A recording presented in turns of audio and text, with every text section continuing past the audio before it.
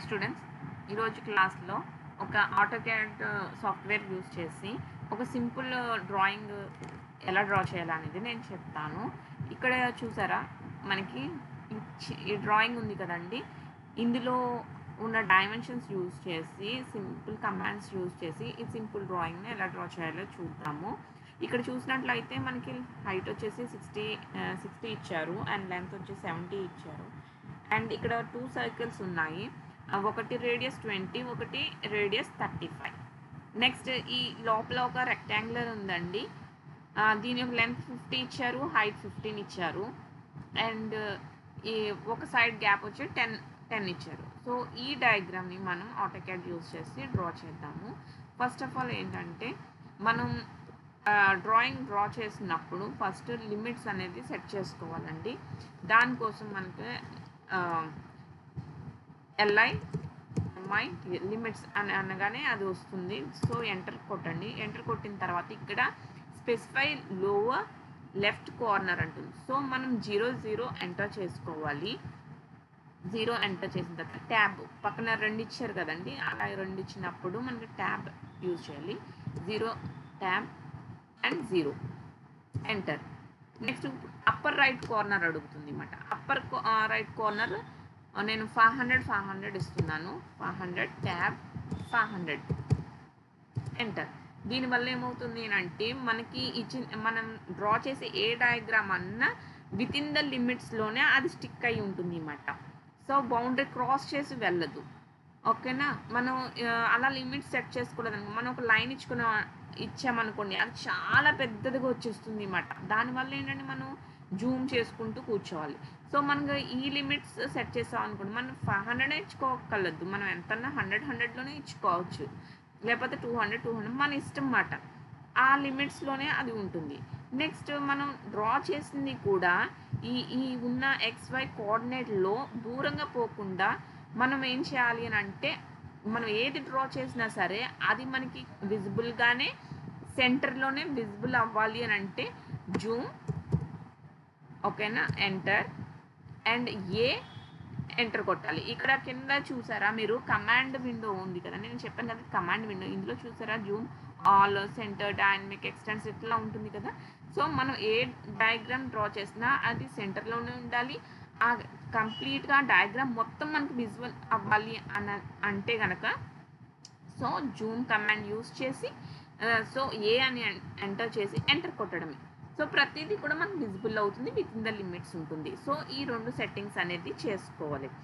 And next ఇంకో setting ఏంటి అని అంటే, మనం ఆల్రెడీ ఆటోక్యాడ్ యూజ్ చేస్తాము, క్లోజ్ చేస్తాము, ఫైల్స్ సేవ్ చేసుకున్నాం. ఇట్లా చేసుకుంటున్నప్పుడు కొన్ని కమాండ్స్ ఏమవుతాయంటే ఇంటిగ్రేట్ అయిపోతాయి అన్నమాట. అంటే మనం ఒకటి ఎంటర్ చేస్తే ఇంకో కమాండ్ ఎనేబుల్ అయిపోవడం ఇట్లా ఉంటుంది. సో ఎప్పుడైనా పేజ్ అనేది రీసెట్ చేసుకోండి, మీకు ఈజీ అవుతుంది అన్నమాట. ఆల్రెడీ యూజ్ చేసే ఎక్స్పీరియన్స్ ఉన్న వాళ్ళకి అవన్నీ తెలిస్తే కనుక ఇంత ప్రాబ్లం లేదు. నేను బిగినర్స్ని టార్గెట్ చేసుకుని నేను చెప్పడం జరుగుతుంది, అది మీరు దృష్టిలో పెట్టుకోవాలి.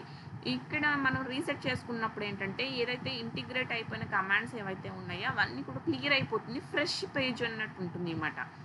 ఇక్కడ నేను చూడండి రైట్ క్లిక్ కొట్టాను, ఇక్కడ ఆప్షన్స్ అనేది కనిపిస్తుంది కదా. ఆప్షన్స్కి వెళ్ళినప్పుడు ఇలాగా ఒక విండో అనేది ఓపెన్ అవుతుంది. ఇందులో రీసెట్ అని ఉంది కదా, రీసెట్ అని కొట్టేసి మనం అప్లై చేసాం అనుకోండి, ఎవ్రీథింగ్ విల్ బి అదే రీసెట్ అవుతుంది అండ్ క్లియర్ అండ్ క్లీన్గా ఉంటుంది అన్నమాట. అండ్ ఇప్పుడు నేను ఆల్రెడీ లిమిట్ సెట్ చేస్తాను కదా, అందుకు నేను రీసెట్ చేయట్లేదు. మీరు స్టార్ట్ చేసినప్పుడు ఫస్ట్ రీసెట్ చేసుకున్న తర్వాత నేను చెప్పిన లిమిట్స్ అనేవి మీరు సెట్ చేసుకోండి, సరిపోతుంది. అండ్ నౌ నేను నా డ్రాయింగ్ స్టార్ట్ చేస్తున్నాను. చెప్పాను కదా ఇక్కడ 60 అండ్ 70 ఇట్లా ఉంది అని చెప్పేసి. సో నేను లైన్ కమాండ్ యూజ్ చేస్తున్నానండి. Okay, enter.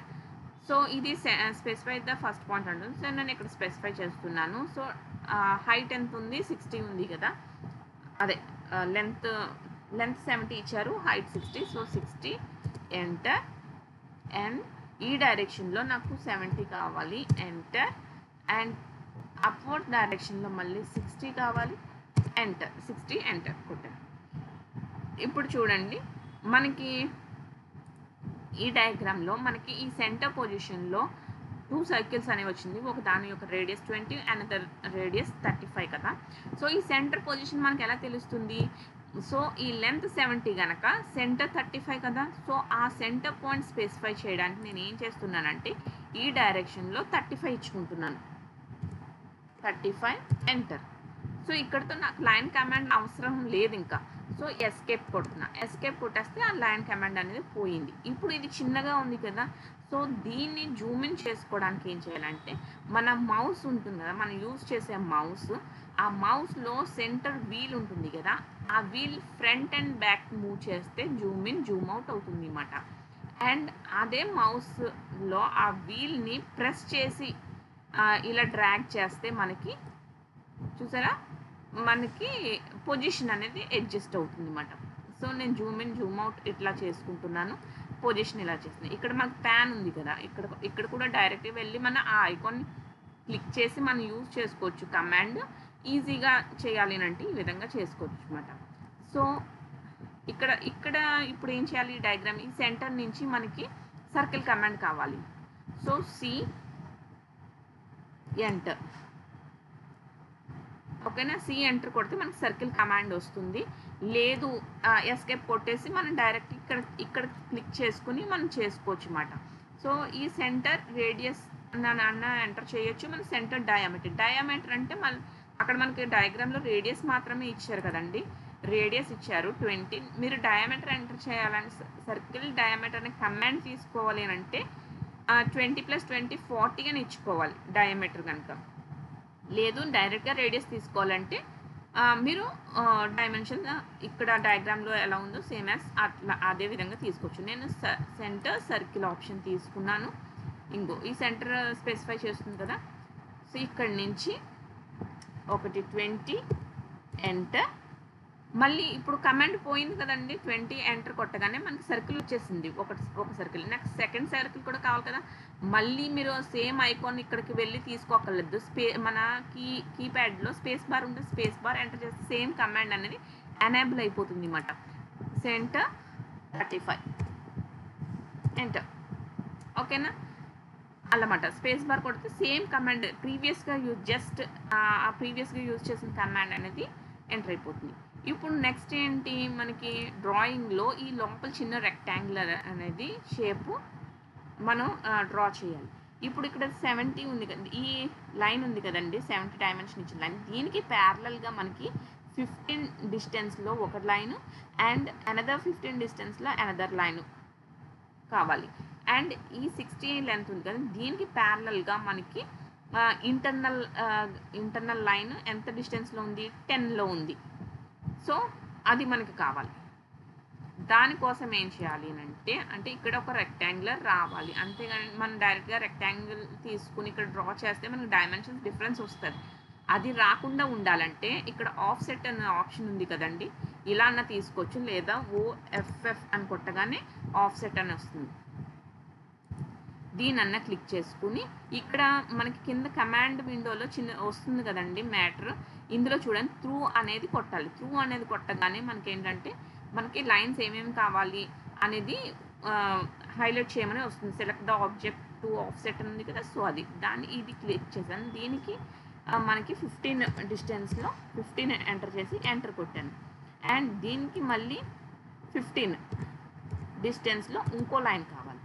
అండ్ నెక్స్ట్ దీనికి ప్యారలల్గా 10 డిస్టెన్స్లో ఒకటి ఎంటర్. అండ్ ఈ లైన్కి ప్యారలల్గా మళ్ళీ 10 ఎంటర్.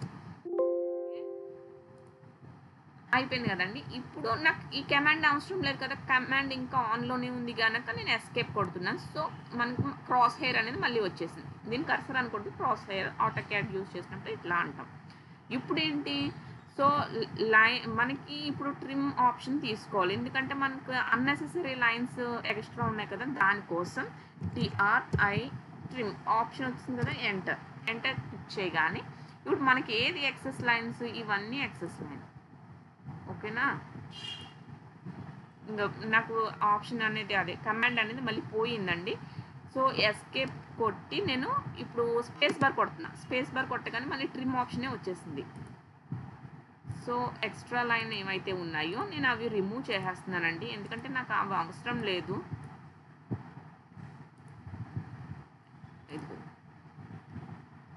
సో